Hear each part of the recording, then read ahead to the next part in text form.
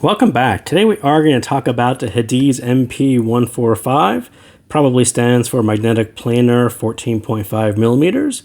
They would call that 14.5 millimeter a little oversized planar magnetic. And the driver itself, not very oversized. What actually is oversized is the shell.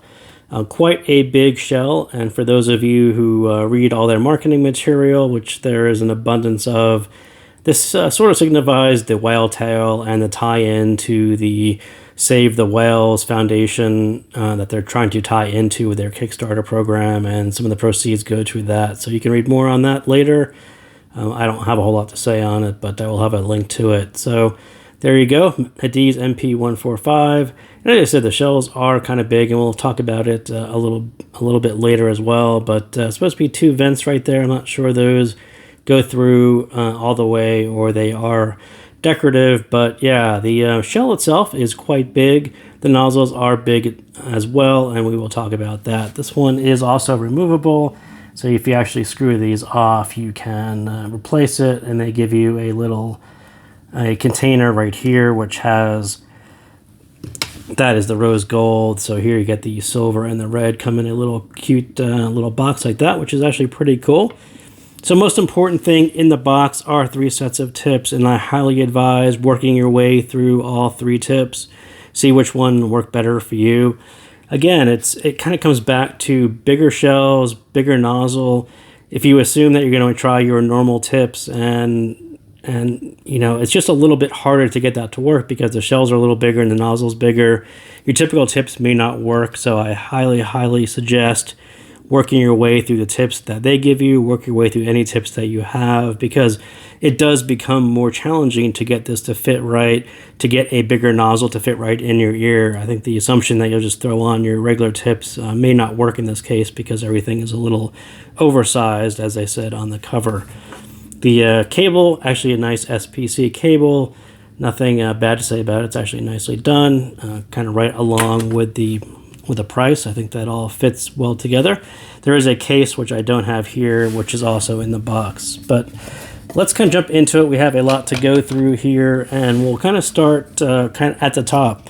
So what does this really kind of sound like? And I will say it's possibly the most generally appealing planar that didn't lose its planarness. I think there have been some past planars which really tried to tone down the planar timbre, the amount of treble and fatigue that they put out, and they ended up over dampening things or making them too much like a dynamic driver. And I think this is the one that actually hits the balance between giving you a dynamic driver like sound, but not losing the resolution and the detail that you get on the planars and the extensions. So I will say that general appealing for me typically means it's not going to be the most technical, it's not going to have the cleanest mids, it's not going to have the most detail, not going to have the most treble level, but it basically sounds a set that you can give to anyone, and they're not going to say, oh, that's a planar that sounds kind of weird. It's a planar and it sounds too bright, or it's too fatiguing. This is a planar that really sounds closer to a dynamic driver, and it actually does sound kind of closer to a blonde BL03.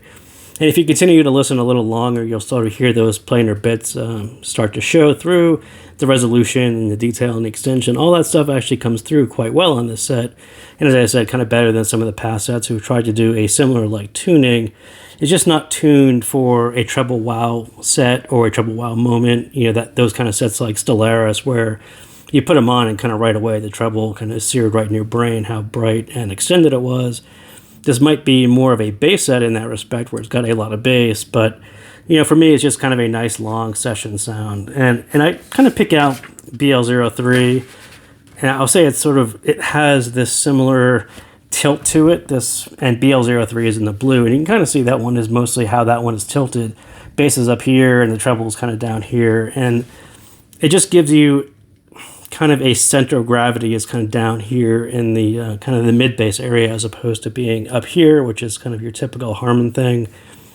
So I think Voodoo verse 1, I think, did kind of almost the same exact sweep through. You kind of got this big bass curve, a lot of mid bass, a lot of meat down here, into an easy rise into the upper mids and lower treble, and you sort of hit there at, I don't know, that's probably 7 dB or so. So not a sharp gain there, but kind of a nice bassy, easy going. And then you can kind of see where MP145 hits that planar extension all the way out through upper treble. So kind of a, I think I consider BL03 and Foodiverse both very fun bassy sets.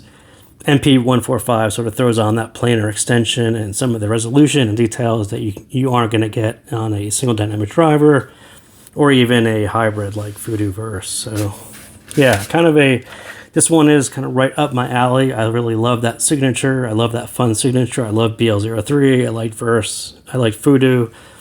So it's not too much of a surprise that I like this one as well.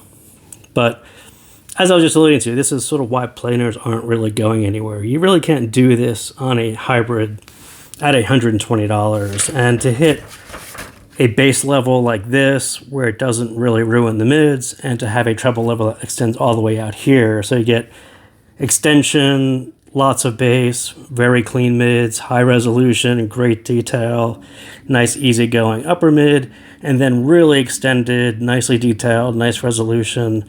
All that at $120 is actually really, really hard to do in a hybrid. You can kind of say BL03 tried to do it in a single dynamic driver, but it didn't really hit the extension there. The mids, I think, doesn't really have the resolution anywhere near it planar will be. So yeah, I think a lot of the things that you found wrong in hybrids or single dynamic drivers, MP145 actually does them quite well, simply because it is a planar driver, and there's a huge advantage to doing a planar driver. So Nozzles, wasn't a huge fan of the red. I think that one kind of loses its planar. It's actually the over dampened one, or it's dampened a little more than the rose gold.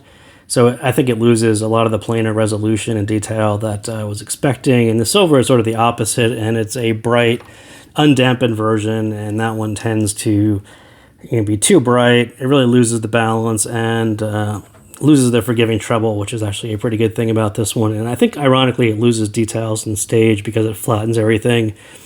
Kind of really goes back to some of the older planar styles that had a little bit too much treble. Just kind of, it's harder to hear details with all that in your face, and the stage flattens out. So not too surprising that happens on the silver.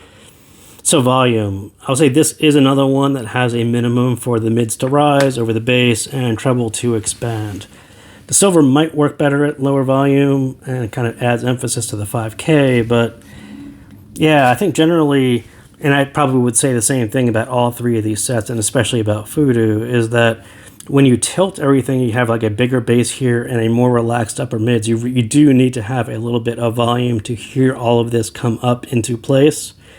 If you're a lower volume listener, you're probably used to something closer to the Harman curve up there, something with a more elevated treble response. This one is tilted in a way that you get a lot of bass at lower volume, and you don't hear this as much, and you have to turn it up for these to fall in place and this to fall in place to hear the stage expand. All those things have to happen at just a little bit more volume, and not crazy volume, but it's got to be a little more than what lower volume people are probably used to. So the biggest consideration or biggest con, I will say that this actually fit me kind of fine, because I probably have big ears after doing this for too long, but the shell and the nozzle are really going to be too big for smaller ears. And I'll also say that Rikido Goku said that the pressure builds up in these as well, because I think he has smaller ears and the tight fit. But, when we look at it compared to S12, these are kind of ginormous shells. I mean, considering they can call it an oversized driver, but it's really an oversized shell. And even the nozzle itself, quite a bit bigger than the S12. So, yeah, I do think it is a very, very serious consideration for most people who may have smaller ears. You really got to watch out for shells that are this big and a nozzle that's 7 millimeters, because that's just not going to fit everyone in the same way. And as I said, it's going to be really hard to find tips that also fit in your ears, get all this right, no pressure buildup. So very much a big consideration onto how this is going to work in your ears. So sound. So they say they used Harman 2019 as sort of the bass signature. I will say it takes on a little bit of a V signature because the bass is actually quite elevated. They didn't lean out the mid bass, and they lowered the pinna, so it's nice and easygoing. So kind of a bassy, relaxed version of Harman.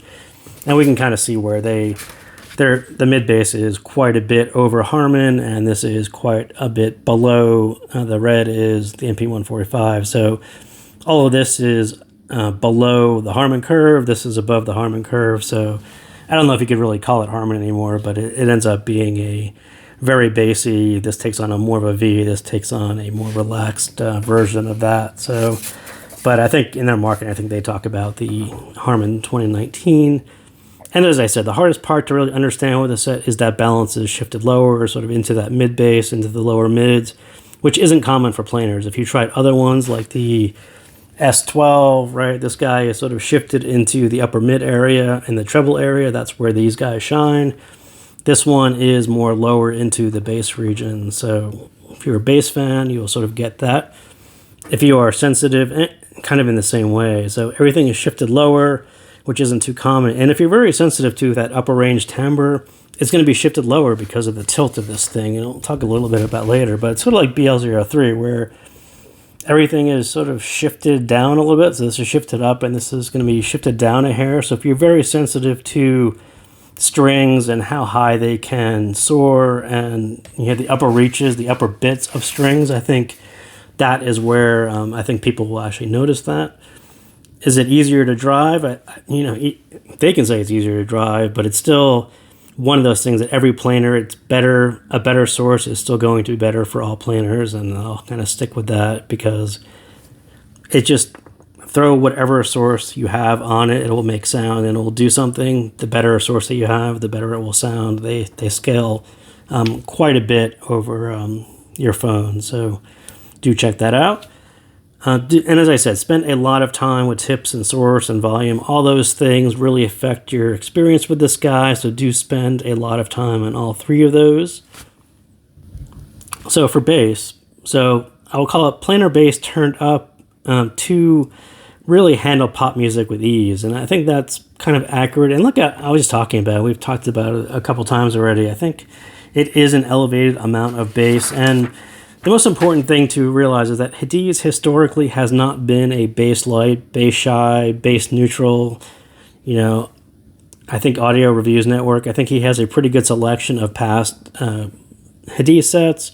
MS1 is actually their new one coming up. But, when you look at the Harman target and where they are generally, and MP145 is sort of right in the middle, they are not a bass shy company. If you're expecting a neutral, planar neutral, lighter than neutral style bass, that's really not what they've done in the past, and not really what to expect on this one as well. So I will say, historically and what they've done, I think the bass is in line with a sound that they prefer for their house sound.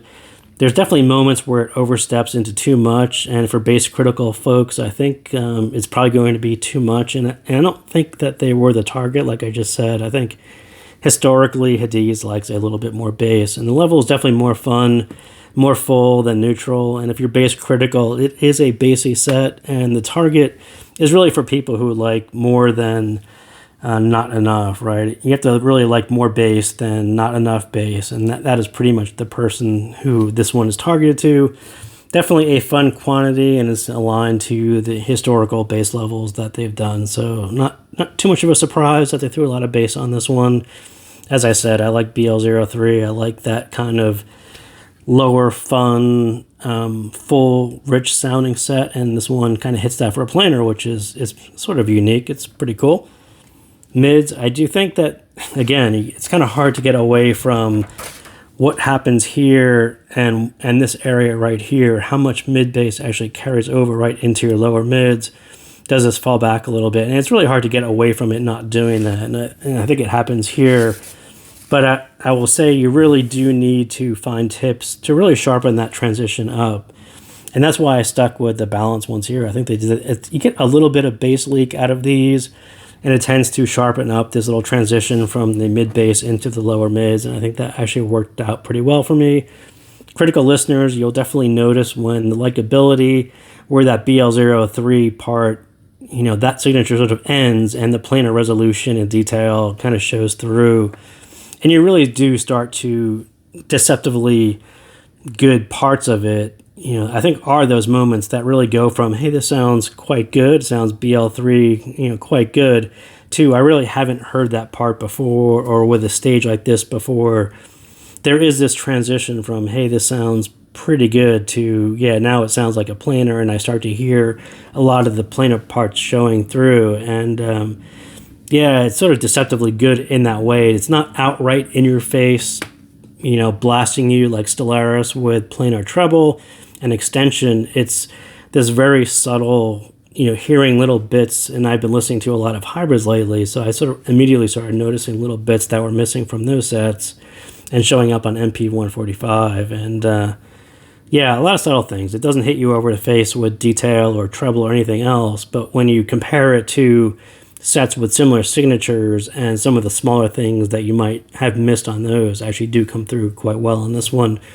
Again, I think because planar bass isn't as dense as a dynamic driver with the same level, I think there is an airiness and things that tend to show through, even though the level looks quite high, and it is. But the ability to hear everything, you know, all at once at the same time on a planar, I think just works out a little bit better for me.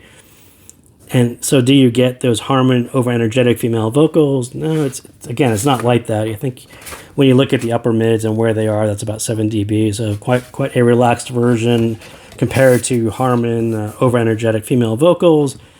If you like that, you'll definitely need to change the nozzle or the tips. I think MP145, it definitely comes across as more natural than over-energetic, or there's not really an over-emphasis right there in the upper mids. And I like them a bit more volume for the same reason. They're not super energetic, so again, turn them up and they'll be a little bit more energetic. No peaks or bright spots. They just sound a little more realistic with a bit more volume. So on the flip side, you get those thin male vocals. Sometimes you get that, and you can kind of see that they didn't really dip hard. They didn't do a really hard Harman dip here. This is quite a full level for those male vocals. So definitely not really there, but there's a lot of bass there, and it is the one part where I would say source roll to get more clarity. It's just a lot of bass, and your source, if it's a little more neutral or maybe it's a little more bright, I think you'll get a little bit more clarity out of it. Quite kind of a nitpicky point, but I do think you can tease out a little better lower mid-range with a little less bass. If you have tips like these, which tend to leak just a little bit of bass, or they don't, I don't know. I'm not sure why they do what they do. They actually worked out pretty well for me compared to what my normal tips do. So maybe the vocal tips will do that as well. But as I said, it's just really hard because it's a big nozzle, big shell, and how you think it may fit compared to some of your other previous sets, it's not quite the same. So I can't emphasize enough playing around with tips with this one to really address and dial in these little bits right there. So treble, I do think this one is the most unique part of MP145. The treble is more forgiving and less planar timbre than probably what you were expecting. I was expecting something more in lines with maybe an S12 or Timeless or something kind of more traditional from the older sets of planars. I had no clue what they did.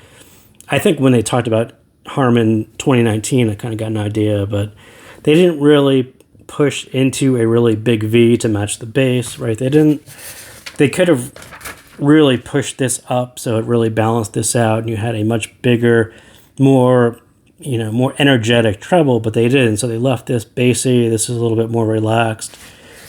They could have pushed more detail into it. They could have done a lot of pushing, but they didn't. They left everything kind of quite a relaxed level. And this level is kind of right there to have enough treble without fatigue or sound dark, but to really keep it natural. But there is a tilt to it, like I was just saying. The bass is just tilted up a bit. The treble's tilted back down a little bit. It works with this much planar extension and air level, right? As I said, this one extends quite a ways out there, and you do need a little bit of bass to balance all of this out, and I think they actually achieved that without pushing this too high or without pushing this too high. I think they got the levels pretty good there. I do think it does handle rock and EDM pretty well, pretty easily. Classic and strings, and that's kind of what I was just talking about. I think that tilt is more noticeable in range and definition, how high those strings get, and the biting edge to it that isn't quite there. Again, it's a little softer, a little bassier, a little smoother.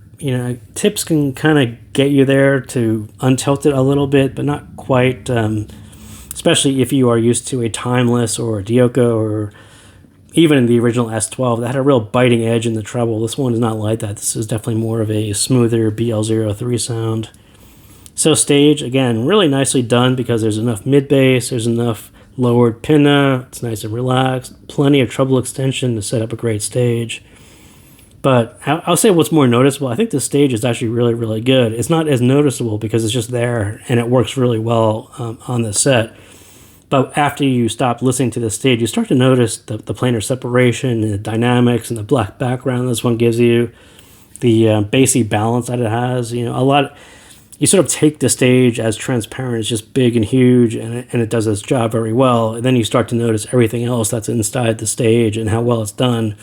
How you can't really get this on a $120 hybrid and how easily it's done on a planar. So again, that is why planars will stick around, and that's why I like planars, and so glad to have had a chance to hear MP145. So thank you guys again for tuning in, and I will see you next time.